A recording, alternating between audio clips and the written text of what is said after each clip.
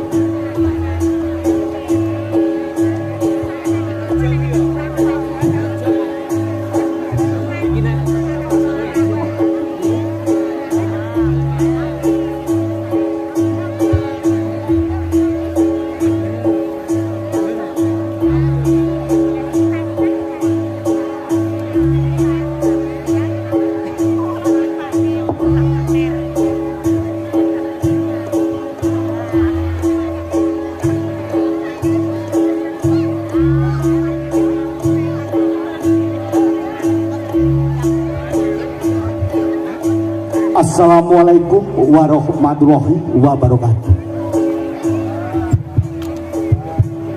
Sugeng dalu, sugeng pepanggihan kalian kulawarga ketoprak humor karya budaya muda lan ugi lembaga kebudayaan Kecamatan Bawen.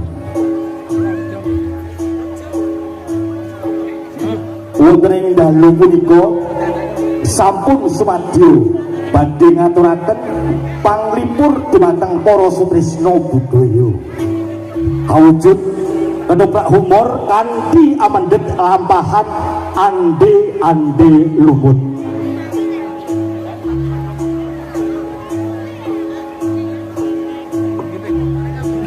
Dalang soho pandapuk nulingjih panjenenganipun Desanta Pranoto gending panjenenganipun Ki Yoyo Piyoto Maharani Campur Sari.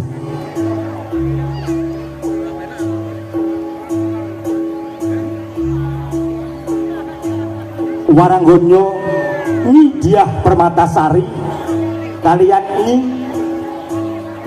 Tari Maharani. Rias saking Mua Deno Ayu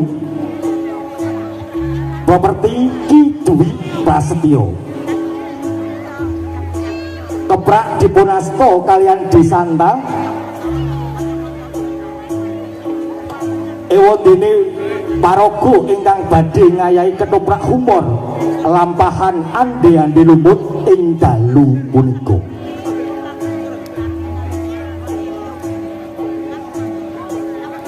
Ande-ande lumut katindakaken kalian Bagus Tiar. Nyi Dadapan katindakan kalian Diah Ayu Devi Desanta. Wondene Klenteng Kuning katindakan kalian Diah Ayu Dika. Klenteng Abang katindakan kalian Diah Ayu Sisilia Maharaja. Klenteng Ijo katindakan kalian Diah Ayu Asih. Wondene Klenteng Biru katindakan kalian Diah Ayu Zulfa. Klenteng Ganyong katindakan kalian Ki Rohmana. Yuyu Kangkang katindakan kalian Bagus Supriyani.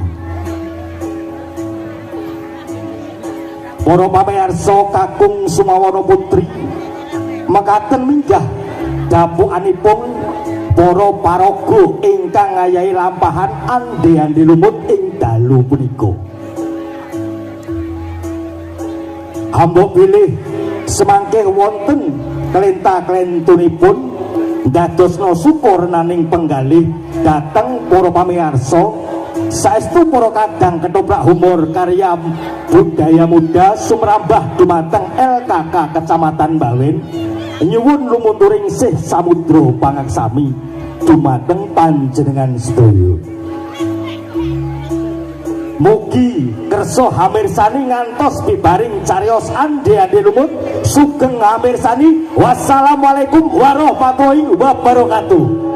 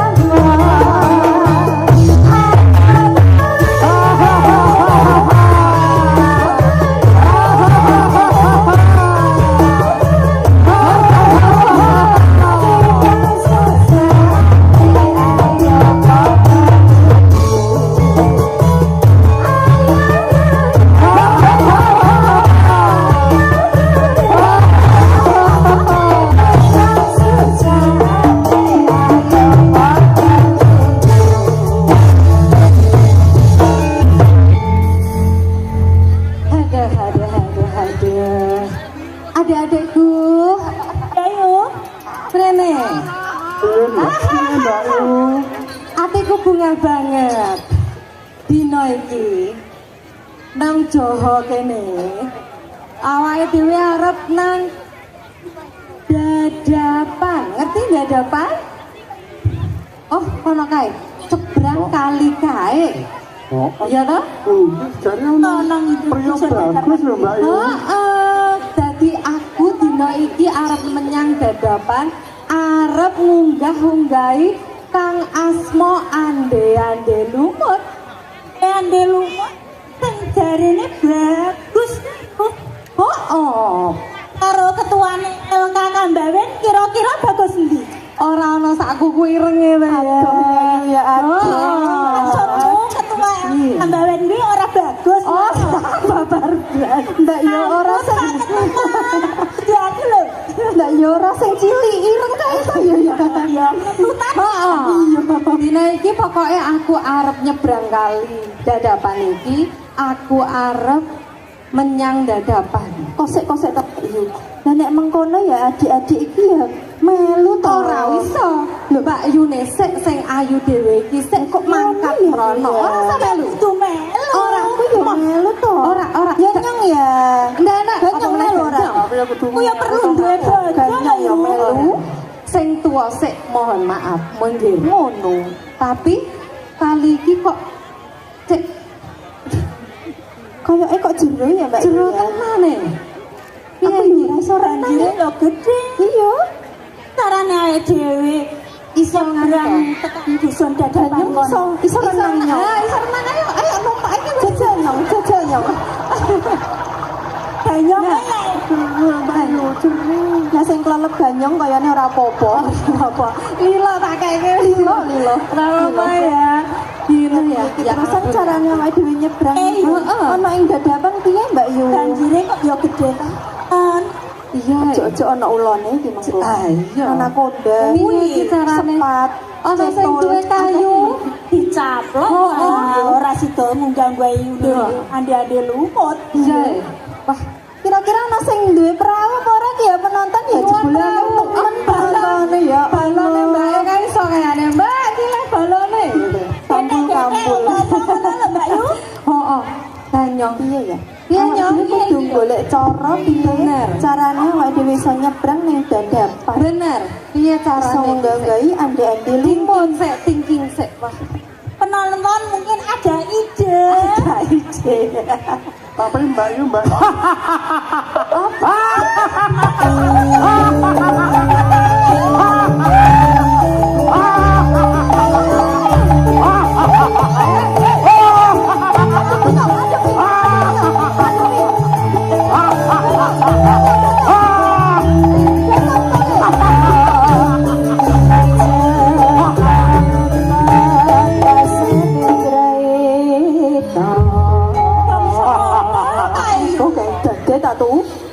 Kayane kancane ganyong. Sejenis ganyong iki. Lah apa kancamu to, Nyong? Takokno, Nyong. Nyong takokno. Cah ayu. Apa watu? Kok watu kok iso ngomong ya? Iki sapa? Kaya ngono wae. Aja maju. Aduh Yuku. Hah. Ana apa? Bocah ayu kaya ngene. 1 2 3. Lah iki sapa? Iki wong. Ambune kok wedhus kok. Pancen ra tau wedhus. Ana apa? Bocah ayu ana ing kali dadapan. Iki kali sing nguasani aku.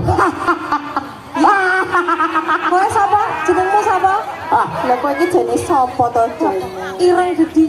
Iya iso. Ireng Gedhi ora apa-apa. Iya. Ngene. Rada wedi. Mingkem. Sipik oh. Mingkem. Raja iki kok perintah. Kosek. Yuyu kok gedene sakmono. Nek cara nggonku lho wis dimasak barang asam manis ya. Asam manis. Nek aku sing nemu ya tak kok kelamongan. Aja kakean omong sik. Ya, sapa sira pawongan sampai tekan pinggir kali dadapan kene. Medeni kowe. Kenalke. Iki aku Lenteng Abang. lan iki adik-adikku kabeh, klenteng kuning, klenteng ijo, lan ganyong. Rada ora pede. Aku dina iki seneng banget. Kok iso? Lah kok curhat? Yo, Kok curhat? klenteng abang, klenteng biru, klenteng ijo. Iki klenteng sapa? Ganyong. Klenteng ganyong. Kenalno aku panguwasa ning kali dadapan. Jenengku Raja Yuyu. Yuyu Kangkang. Lah yu apa Kang? Nek yuyu, Kangkang ra cetha jenenge yu. Dina iki aku dadi Yu. Sesuk Kang, kowe sekang. Ora cetha. Kok melu-melu. Rena jadal lho. Ning aja nyokot lho ya. Ngene. Aku kuwi lan adik-adikku santai, ndol matine santai. Yo aku jan ayu karo adik-adikku. Ngene, aku arep nyebrang kali dadapan iki. Arep menyang dadapan. Nanggone Mbok Rondo. Klenteng abang. Ana perlu apa kowe arep nyebrang ana ing desa dadapan. Padahal kowe kudu liwat kali iki. Kali sing jerone ra kira-kira. Jelas lo klenteng abang. Kek, tak pikir iki mau karo adik-adikku. Piye carane iso nyebrang? Lah, kowe teko ya gede medeni. Arep renang aku. Jaluk perahu wae. Kae karo Mas Bagus ae, ndi mau wonge? Juragan. Oh iya, kae. Prawo. Jaluk perahu. Iku menengah proposale gek majoke, gek ngajoke proposal. Tuan Krep. Tuan Krep. Piye dong? Iki mbayu-mbayu kok kang arep nyebrang. Yo. Syarat iki apa terbuka wae ngono lho.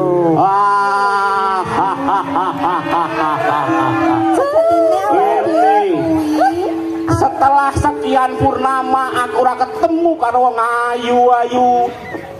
Ora, sik. Ayu.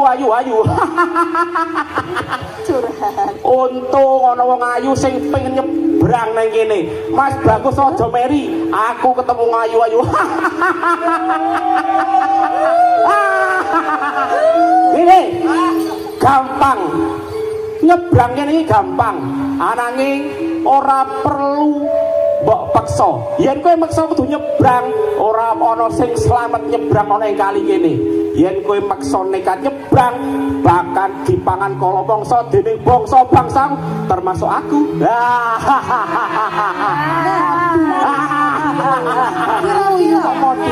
Kira-kira penawaran menarik apa saka bangsamu? Yo. Saiki ana ing kali dadapan iki aku ditemokke marang klenteng-klenteng sing ayu-ayu. Iki klenteng ganyong nomor 7. Iki ngene, penjalukku gampang banget. Ora kalong. Ora angel banget, syarate siji wae. KTP. Paling jaluk ambung. Fotokopi KTP. KTP, Kakak. Waduh, ngejoke utangan bank piye?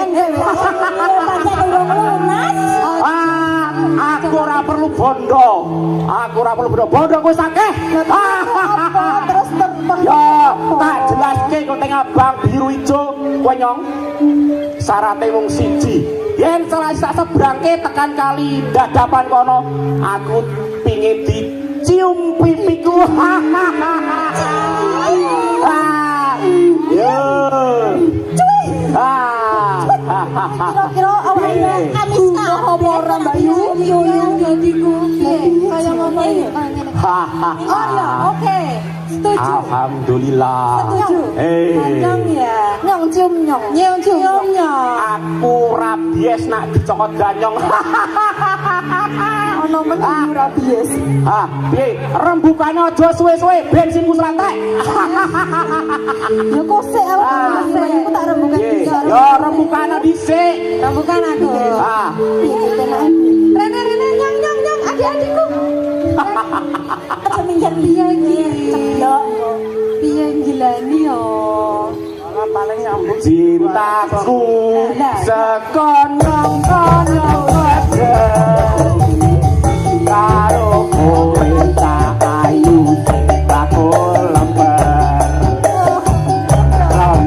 bukan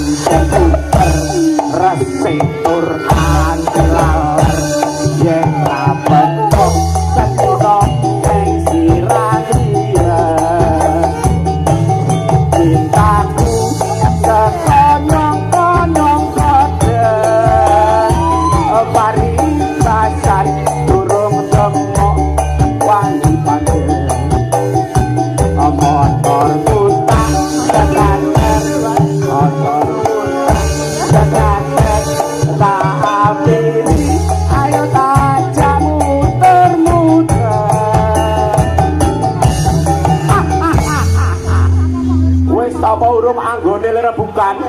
Hah. Oh ya, ya. Waduh, nah iki omongan. Ya. Sing guyu aku, Bang. Ya aku pengen guyu bareng yo. Sopo dhisik sing bakal tak bopong? Ya wis nek ngono Bayu dhisik wae yo. Kowe milih tak sebrangke apa milih sing kae? Sing ndi? Kae? Belum sing kae kan. Ya.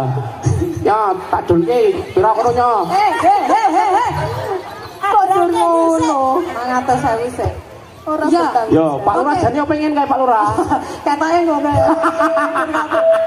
Oke, gua mau permintaan lu. Oke. Tadi aku lan adik-adikku setuju sarujuk yen kowe sing nyebrangno aku tekan kono. Tak siap nih pipiku tak usapan dhisik. Leteng abang, wis siap urung bang? Iki bang sebrang kali bocehan ora sing kenceng bang. Tapi ora oleh demok liyane lho. Loh. Santai dong. Aku di sing ngorjen pengen aku ayo. Engko. Wis siap bang? Sini. Sun sebrangke sliramu sing liwate. Ayo siromo menyang Solo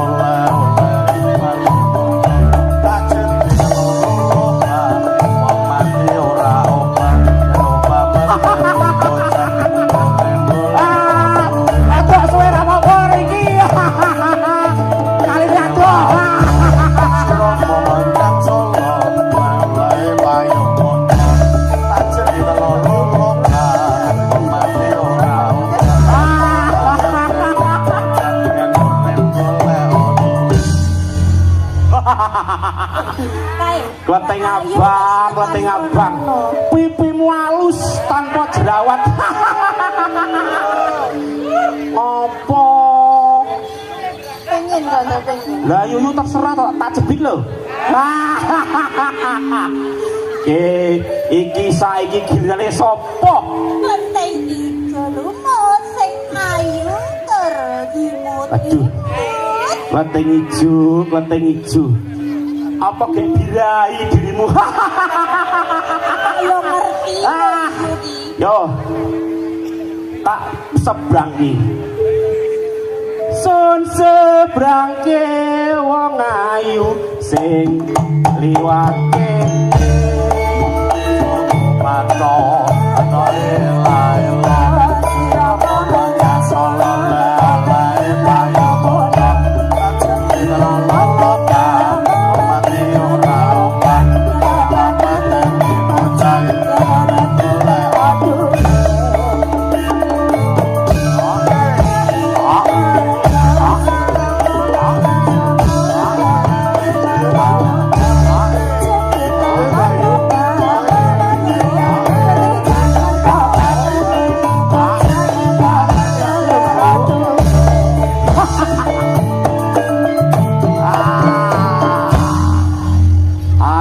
Entuk dua sing ngendang aja pengin. Bayu. Wes selamat biru. Kose. Bayuku Alah ketok cili. Kleteng biru. Iya. Saiki jatamu pengen ngarep ning mburi. Aku pengen seneng tengah kuwi. Waduh. Awane ingin. Apa meneh? Alah, ayo. Hawane adem yu. Adem. Iya. Oke, siap. Sun sebrangke wong ayu sing liwate. Mano kano elayo sira menyang Solo le payu montong ajeng lolopa mati ora opa apa mati bocah yen tole aku susu mano elayo apa menyang Solo le payu montong ajeng lolopa mati ora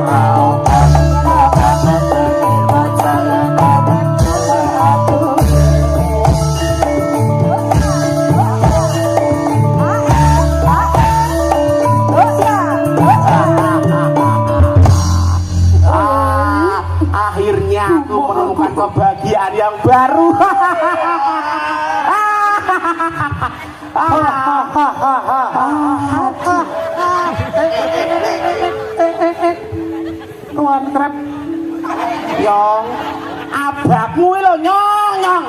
oh ngene Mbak Ayu ku wis mbok sebrangke aku kok durung iki sih panggonganmu lho Bar entuk sing alus-alus kok entuk sing kok ngene to ya memolo tenan iki. Iki makhluk saka ngendi to nyong kok iki nyong? saka Blumbu Ya. Tapi kabeh bakal sebrangke nyong. Apa mesok nang gemes aduh. Kudune kali jero iki nyong. Eneng-eneng wae kok iki. Nyong. Tugasku jak siji. Ya kuwi nyebrangke kowe ana ing kali dadapan iki. Iya, aku pengen nusul Mbak Yu kae lho arep munggah. Kowe arep ngopo? Lah, sapa ngerti Mas Anggane lumut I love you sama Nyong. Sia. Perlu mbok ngerteni ya nyong. Sing jare Mbak Yu andane lumut ki bagus. Gagah pideksa. Anang ngerti ya nyong sajatine andane lumut cilik ireng ngantutan san. Nyong. Jare Mbak Yu kale ledo follower nang opo kae TikTok jare wonge bagus. Kuwi kena prank nyong, Ganyong. Jane kaemu Mbak Yu mesti tak tembung ketimbang arep unggah-unggahi andane lho mending tak pek bojo nyong. Anang ora apa-apa nyong. Tetep saiki tak rampung tugasku nyong. Siap po nyong kowe nyong? Tak sebrangke kan hadapan nyong. Siap. Oke nyong. Siap ya nyong. Sun sebrangke wong ayu sing liwat Suku-suku mano ana ilaila sira mamanya soleh payo monten tak senti lolota mati ora apa apa mendengi bocah ndole aduh suku-suku mano ana ilaila sira mamanya soleh payo monten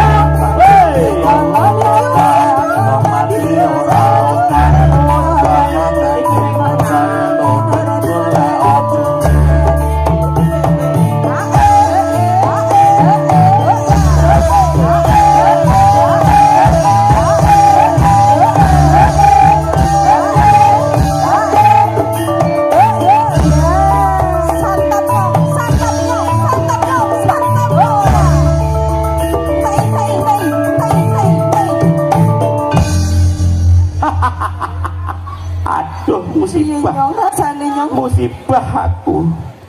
Yo wis kabeh wis tak sebrangke ana ing kalih dadapan. Sak ngerti yo yen andi-andi lumut iki biyen pernah dadi musuhku ngrebutke kleting kuning yaiku Dewi Sekar tadi.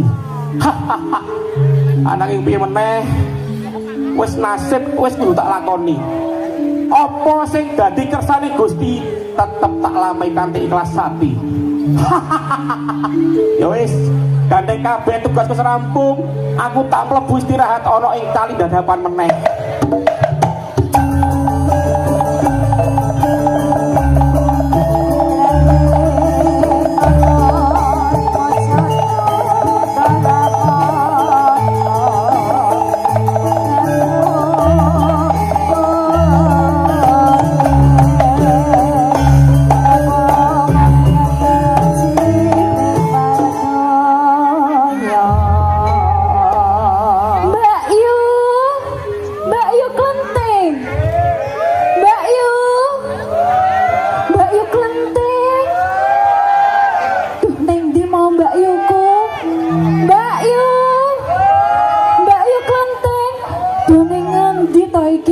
Ditinggal ana kali dawane kaya ngene mesti kaline iki jeru banget.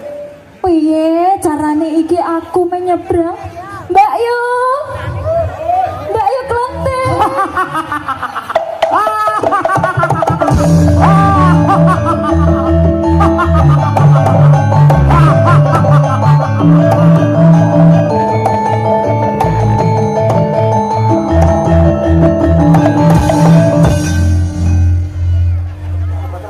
iki ana ambune kok kaya mbelik kaya ngene. Ganggu aku lehku istirahat. Apa kowe pawongan ana apa kowe ana ing pinggir kali kene iki? Kowe kok sajake ngece men. Kowe iki kaya apik oh. Aku jenenge Klenteng Kuning. Aku saka desa Gedangan. Kowe iki wis ambune amis, bentuke renggedhek ngono kok. Iso ngunekke aku kok kaya mbelek. Klenteng Kuning jenengmu. Yo, kenalno aku senajan mau urung takon tak jawab dhewe. Aku Yuyu Kangkang, ya toh? Yuyu Kangkang kuwi rajane Yuyu. Senajan kowe ngomongnya amis, tapi aku tetep manis. Pede men, makane aku ora sudi takon jenengmu. Ora apa-apa, ora usah takon jenenge. Ora perlu. Wes aku ki meh takon. Yo. Goleki mbak-yu-ku mau. Ana klenteng abang biru lan sak teruse. Iki mau kedone ngendi to? Oh, jebul sing tak sebrangke wong ayu-ayu kae Mbak Yumu Klenteng Kuning. Seh, teng siji kamu sapa? Wis ora ayu, ambune kok wedhus. Kowe iki rasah ngece, bentukmu kaya ngono kok ngece mbak aku. Jur ganyong ki ya enak kuwi panganan kaya telo kok. Ah, ganyong, jebule ganyong ning sing nyotop bun-bun aku nyebur ganyong. Aduh. Yo, Klenteng Kuning, ana apa? Kowe ana pinggir kali dadapan iki. Tujuanmu apa, Klenteng Kuning? Aku pengen nyebrangi kali dadapan iki. Aku pengen ketemu sing jenenge Ande-ande lumut sing gantenge jare kaya Mas Bagus Surya Kusuma. Walah Mas Bagus meneh, mbok ya kala-kala Mas Yani. Aku wedi.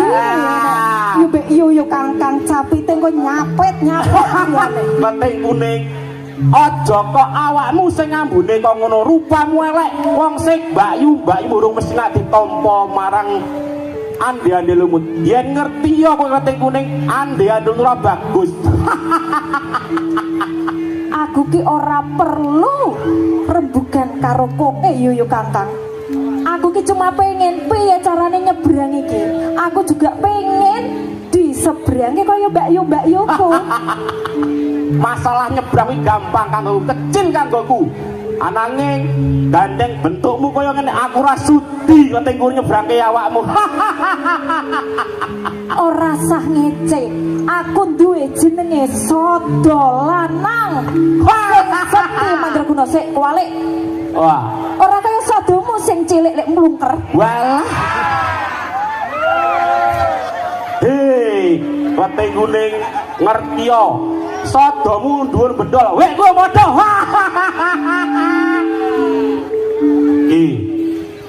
Aku ora percaya. Ora sah kakek ngomong Klenteng Kuning. Buktekno apa dadi saganmu Klenteng Kuning. Delok iki aku iso nyurutke kali iki. Iso Buktekno.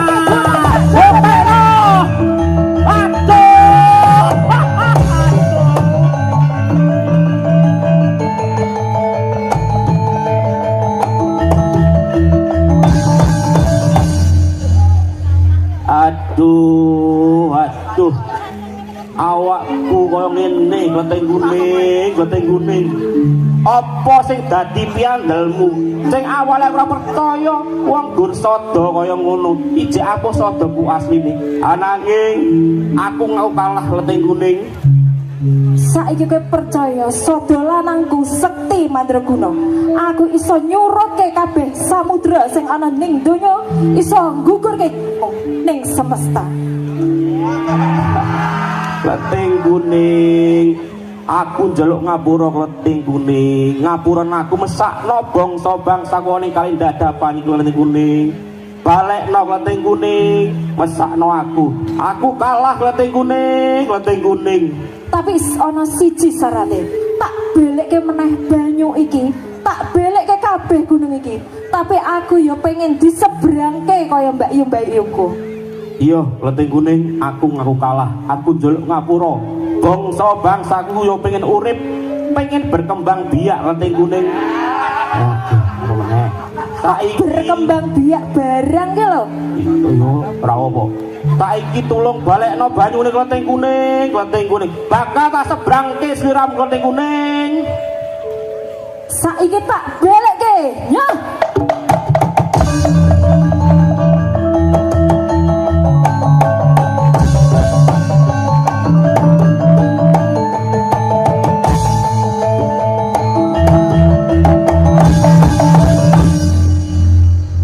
Yo, Klething Kuning, aku saiki ngaku kalah. Apa sing dadi kesaktianmu? Rada lanang walaupun ora padha karo wekku. Ananging saiki bakal tak sebrangke. Siji aku gelem disebrangke tapi aku dicengklek.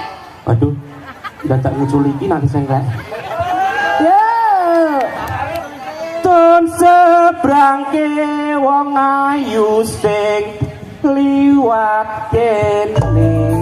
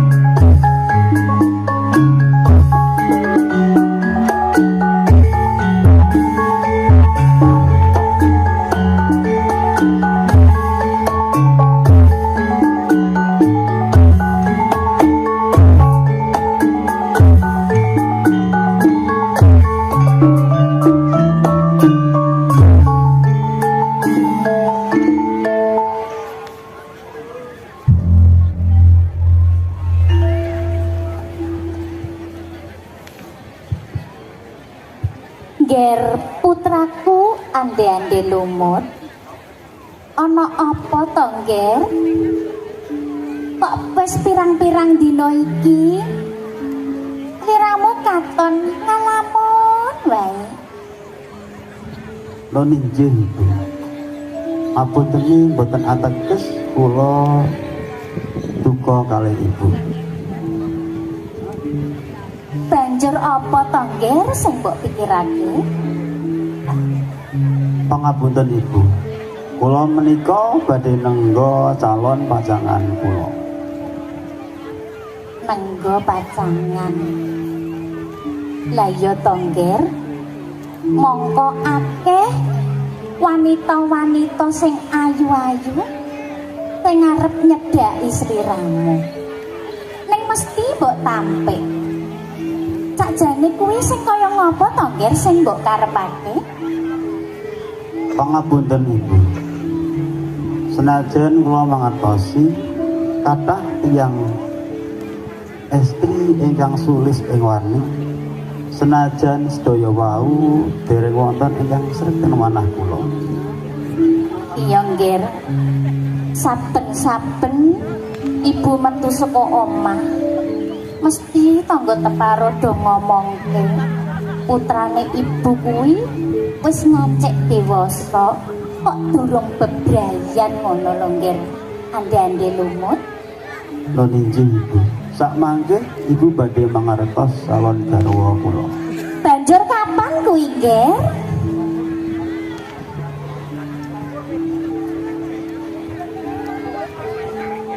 Banjur kapan kuwi, Ger?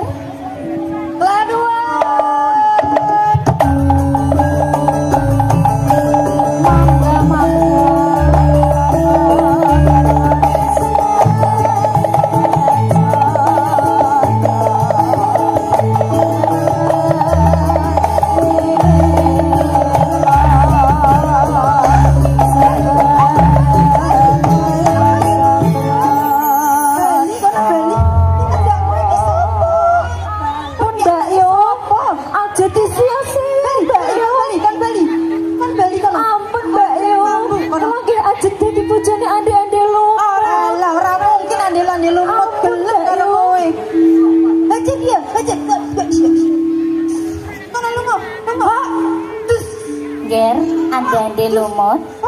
Iki kok ana kenyo ayu-ayu ya, Ger? Teko ngendi parane? Ya Allah, gantenge ya Allah. Coba tak Kok bangun. ono cowok gantenge kaya ngono? Lho iki piye to, Ger? Bagus banget. Ya Allah, ganteng banget. Aduh. Gantenge kaya Iki pawongan saka ngendi kok wujude kaya ngene? Ya Allah, karpete telus jebule. Aduh, Ganteng. Tak yuk mek, ganteng tenan. Aduh, ganteng ya. Jadi demek kaya selain bora. Iya, ya Allah, jaluk lho Cahayu. Jane iki saka ngendi to jane? Ibu. Oh, pangapunten Ibu, pangapunten. Iki kenyo ayu-ayu ki saka ngendi parane? Terus tujuane iku apa? Ngaten Ibu, tepangaken. Kula klenteng abang lan niki adine-adine kula. Klenteng biru, Klenteng ijo biru. kalih. Lah nika nggih Sing wingking adine kula. oh, nggih. Nek nika nemu. Nemu piye? Nggih.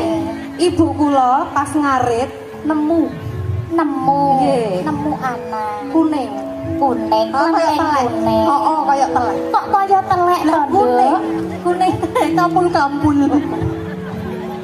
Sik tak dangune. Iya leres, Nduk. Iki mau tujuane Kula lan adine-adine kula badhe ngunggah-ngunggahi Kakang Mas ande-ande lumut.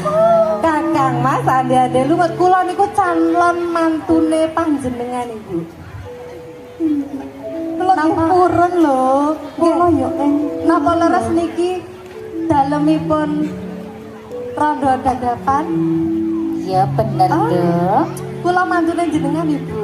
Mantu. Calon mantune jenengan lho. Oh, calon mantu. Sing tuwa dhisik. Kae rasa kae Bali wae. Sing kae tuwa banget iki piye? Wis tuwa ganyong sisan. Aku ya pengen lho. Aku ya pengen di bojo. Berarti iki mau saka dusun Gedangan. Perlu rene arep munggah-unggahi anakku ande-ande lumut. Ya pancen bener. Putraku iki paring asma ande-ande lumut.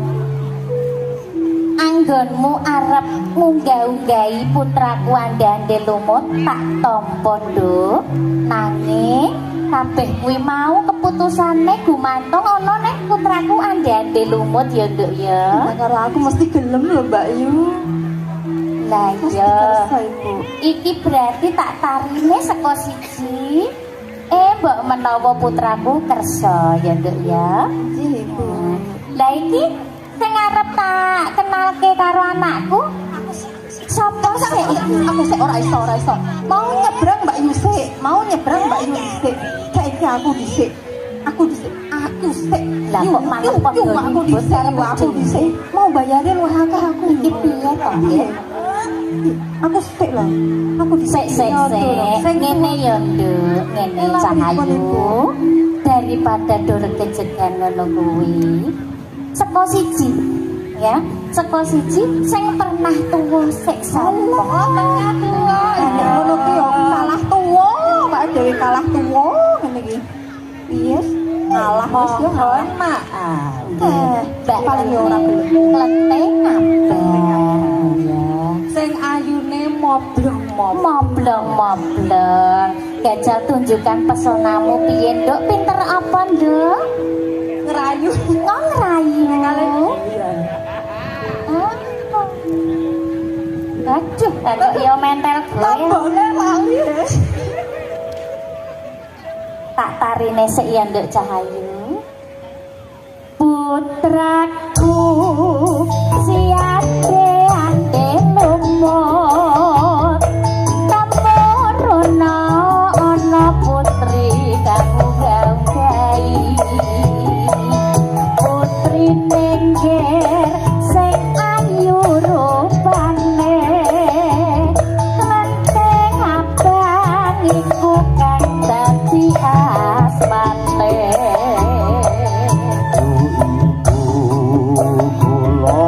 Boten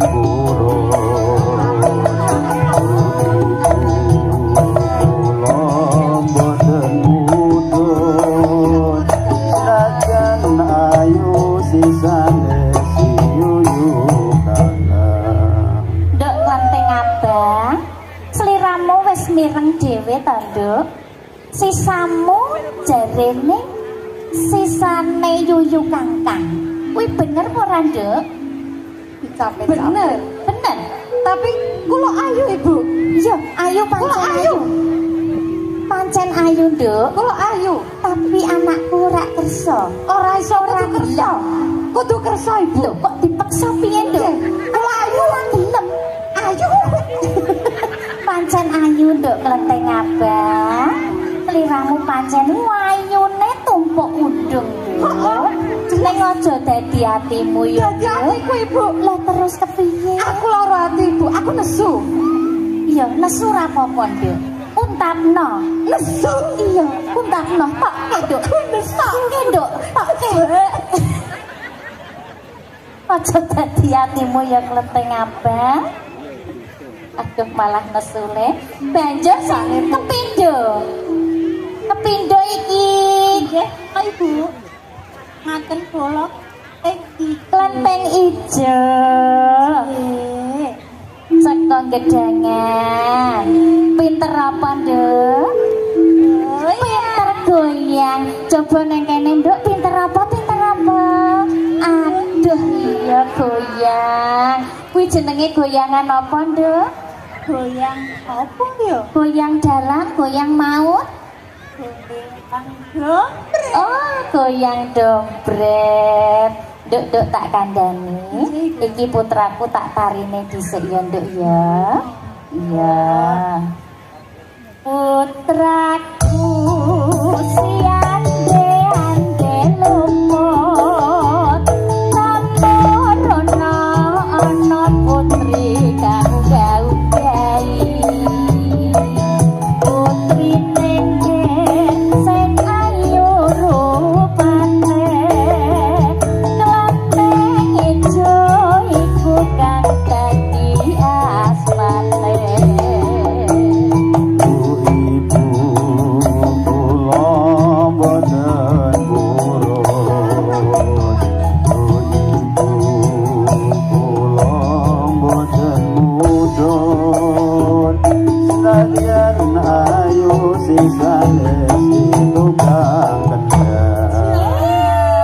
Tenan ora?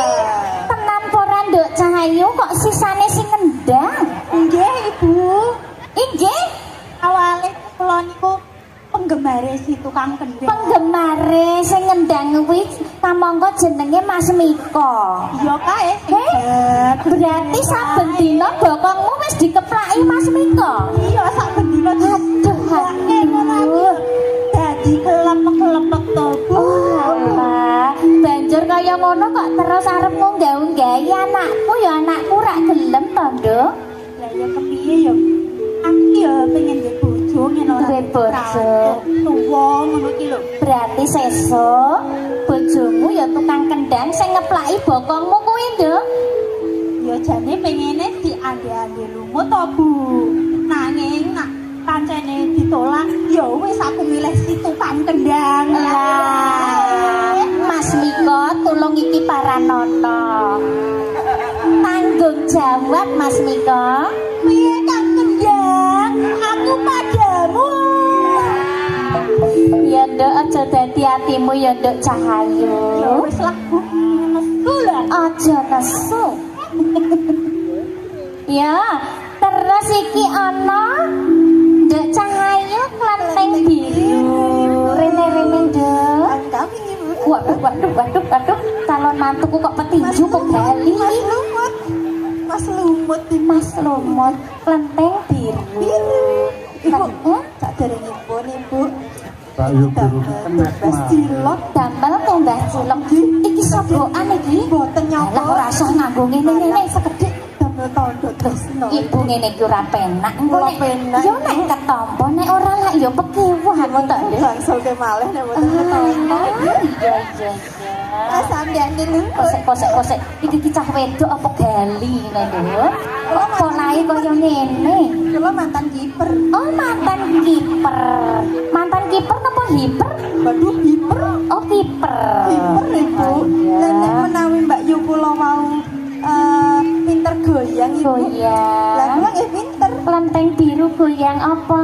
Pinter Kula apa? boten goyang Ibu tapi pinter goyang. Oh, pinter goyang. Goyang sing kepiye, Nduk Cahayu? Nggih sing ngoten niku nek mboten percaya nggih mantangku sing teng griya nika. Oh, lah, ya.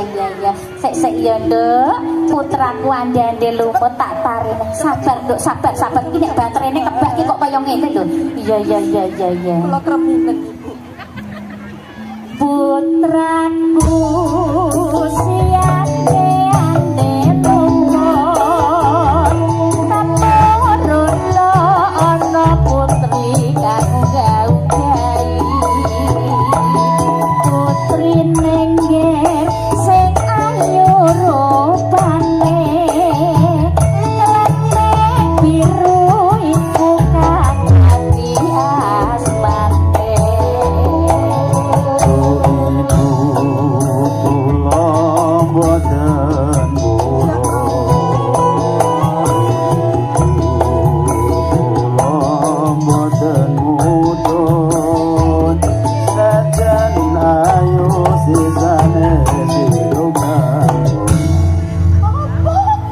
Sisane sapa nggih anakku? Sisane si tukang player Ya Allah. Aduh. Ngerti ki sing ngandani sapa to? Iki mau klenteng ijo sisane tukang kendang. Padahal kula pun mumpet-mumpet lho Ibu. Banjur iki sliramu klenteng biru kok sisane sing ngibok. Lah pripun? Berarti sliramu didudal-dudal bola-bali. Lah kula ki nggih awale coba-coba Bu. Coba-coba terus. Nggih terus teko merem ngoten Lah, mawon. tekan merek piye? Aduh iki Mas Yoyo. Mas Yoyo iki kepiye tanggung jawabmu? Mas Yaya. Lah kok urung dadi mantuku wis kok dudal wae iki terus piye Mas Yoyo? Nggih pun kula lumut tok nggih mboten napa-napa nek mboten lumut tak damel mancing. Nduk Cahayu, seliramu wis mireng dhewe to? Nggih. Putraku ande-ande lumut durung kersa. Nggih sampun Bu. Aja dadi atimu terus Boten. iki tip tuku cilok tak banekke ya Nduk ya di ngapura ya Nduk ya. Mboten ditambahi Bu. Ya tak tambahi donga Nduk, muga lek ndang entuk jodoh ya. Nggih pun. Aja nesu ya Nduk ya. Nggih rada. Ya kono. Iki sapa ya kok kembang-kembang lho. Duh. Aduh Gusti. Aduh Gusti. Nuwun sewu nggih Bu. Iki ki demit saka ngendi? Kula saking pundi kok nggih lali. Lah, kok- Sutradara pundi kula saking pundi niki wau. Kosek-kosek aku lali. Nggih Bu. Jenengmu sapa ta, Nduk Cahayu? Apa urung-urung kok wis meler? Aja dilapis sik kok wis meler ki ngopo? Aduh, kok umbelen. Aduh. Lah kok wis dledek iki. Nduk Cahayu rene-rene. Nggih Bu. Sapa? Jenengmu mau sapa? Weteng ganyong kawula Ibu. Klenteng ganyong nggih. Lah kok ya idepe ati badai. Iki kembange nemu ngendi mau to, Nduk?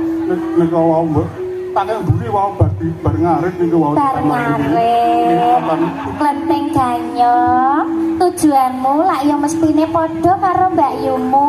Ya sami wong niku Mbak Yu kula ayu-ayu ning malah coba. Lho. Ana iki biar elek orsinil lho, Bu.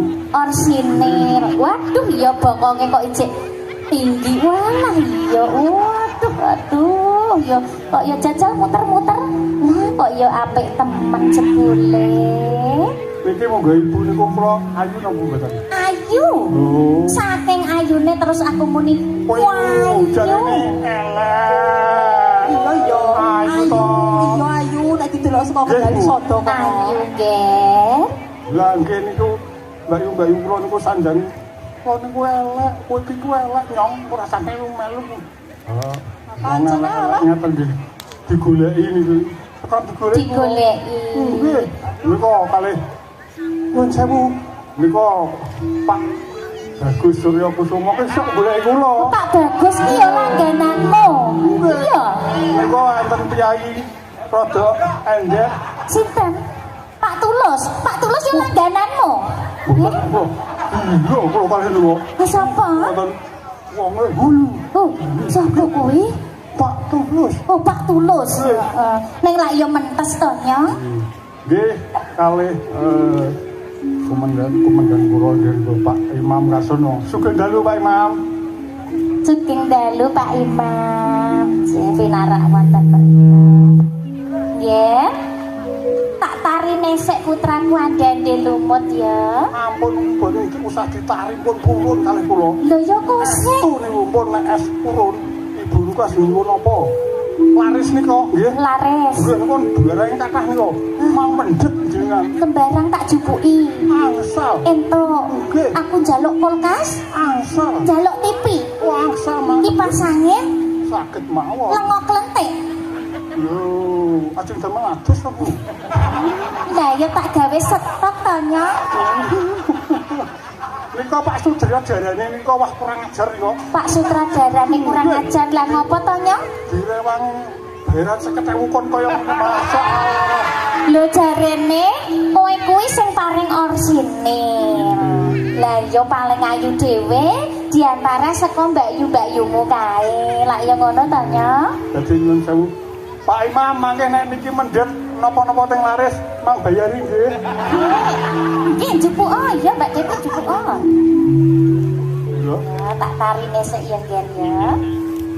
Putraku siate ande lumut ampurna ana putri kang gawe-gawe putrine sing wayu rupane late kanyok iku kang ati asmane.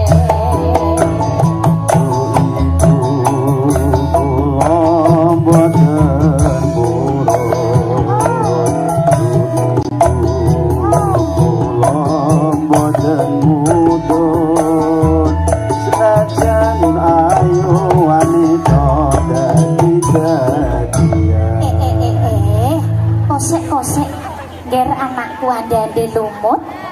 Piye? Kok wanita jadi-jadian kuwi kepiye, Ger? Meninjih ibu, anjing menika niku wanita dadian. Ateges senajan ketinggal wujude wanita, tapi wanita warung. Wanita warung. Berarti wanita duwe toko ngono. Boten ibu. Lah piye? Menika ketingale wanita gagah. Cuma wanita warung niku wanita ingkang kagungan burung. Ganyong. Coba rene.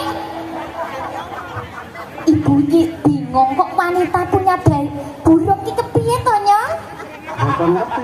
Mas Andane lumut napa sampean pun minjen kula nggih? Lah apa mbok injen to, Ger? Nggih. Lah ya durung tau tepung to? Boten nginjen ibu. Lah kok Anake iso ngerti nek duwe burung? Kala wingi kula adus ki sapa lincak-lincinan buriku ki sapa? Berarti ade lumut niki nggih. Ya ora iso to, Nyang. Wong dina-dina ande-ande lumut ki mung ning kene wae, ora tau lunga nang ngendi-ngendi lho. Bu, kula niku pas dus rada buka-buka biasa sithik. Rasane wingi ki sapa gundak lunu, undel-undel. Kowe ya ande lumut. Aku wae. Mboten Ibu. Ananging kula niku nate semerep nalikan ing minggu pon dalu menika sabone teng kene ngebong Cina niki. Kok ning ngebong Cina bareng to, Nyang? Ora kae to Bu, golek obyekan sithik-sithik. Wah, mendelke sutradara niku repot Bu, 50.000 bayarane. Lah ya repot ki repot. Terus anggenmu rene, terus arep ngunggah-ngunggahi anakku aneh nek jadi-jadian punya burung terus ngene iki terus putraku piye nasibe, Nyang? Ampun dimek lho Bu, niku pun kula umpet. Ya aku ki ra demek. Anakku ki mung arep iki mung bengos sithik ngono lho, Nyang piye? Makane bledos. Lho ora paling kok matus ngono. Nyang, aja dadi atimu ya, Nyang. Putraku durung gelem. Ora apa-apa to, Nyang. Ya mengko gesek-gesek Pak Bagus apa piye ngono to, Nyang? Mugi kemawon mangke. Pak sutradara melu digesek. Pak sutradara melu digesek. Iya, Nyang. Sek ya, Nyang. Pinarak sek ya. Aku tak iki kok ijek ana tenyo siji tak cedhakane iki mau mboten usah niku niku anak temu Bu, anak temu niku ibu Wahing terus medal ayo bali lah kok ora kok kesane ora mawon niku langsung kono kubahane ning ora sahake bali wae kowe iki ampun Mbak ora pun kula nggih pengen kaya ande-ande lungguh iki ora sedulur Mbak Yu bali kula nggih pengen barone ande-ande lungguh aduh kok malah dadi ngene iki piye to nggih ampun kono bali nang lemah ireng ngono konsek bari aku digedel bojone iki piye kok sia-sia iki piye niki sanes sedulure kula nggih niki sanes sedulure anak temu niku tapi iki mau lak ya teko bareng-bareng to karo mboten kula tinggal ngintel mambu nggih konsek to tak bangune sik iki jane asmane sapa nggih Ibu kula Klenteng Kuning saking dusun Gedangan kula nggih pengen dadi garwane ande-ande lumut Ibu Klenteng Kuning nggih rene Nduk Cahayu nyedak ora apa-apa rasa wedi karo Mbak Yu-mu awas nek nyedak kae aduh sabar aduh iki piye to lak ya karo adine iki mbok ya sing akur pungut Ibu niku anak pungut niku nalikane Ibu Wahing terus medal Bu aku Wahing nggih metu Klenteng Kuning nggih ora prucut ngoten ya kula pengen Bu dadi garwane ande-ande lumut ya ngene ya Nduk Cahayu kabeh aku rarep Mbang Jinde Mbang Ciladan mongko perlumu kabeh lho tujuane ya padha ngunggah-unggahi putraku ande-ande lumut dadi aku ya kutu adil kabeh tak tari ning anakku ngono ya izin Ibu monggo Ibu putraku siate ande lumut rono ana putri kang jauh-jauh putrine sing ayu rupane Klenteng Kuning iku kang dadi asmane Kula nika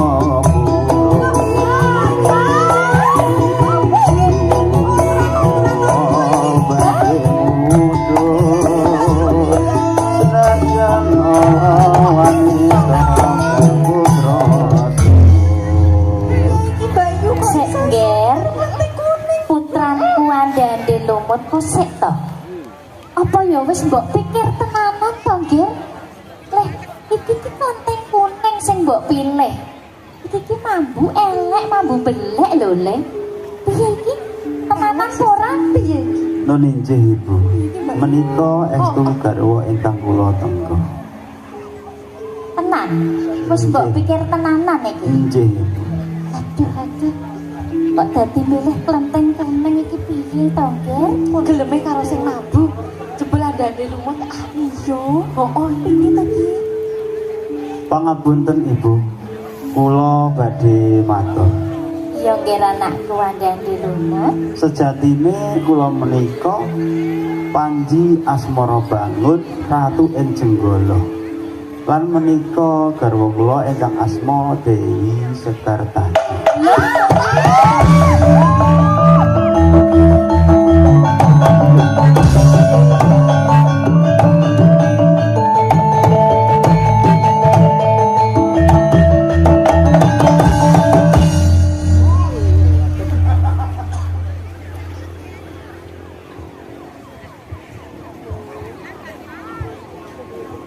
Nggih. Nuwun inggih. Kula ngaturaken pangapunten ingkang kathah, Raden. Bilih kawula lepat lan adik-adik kula nggih lepat boten mangertos menawi panjenenganipun nggih menika ratu ing Jenggala. Kula nyuwun pangapunten sanget. Ya wis ora apa-apa, kabeh mau wis tak sepuro. Monggo Ibu katuran pinarak wonten niki. Iya, Ger.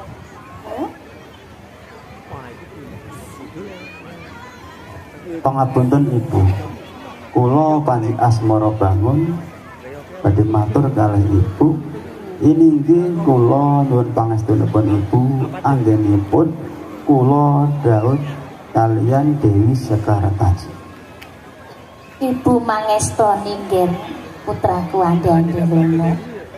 Ibu mangestoni anggenmu bebrayan marang Dewi Sekartaji. Mugi pikantuk pangayomaning Gusti. Nun inggih Ibu. Yen ngono, ayo klendeng abang, klendeng ijo, klendeng biru, klendeng ganu. Kabeh mau wis tak sepuro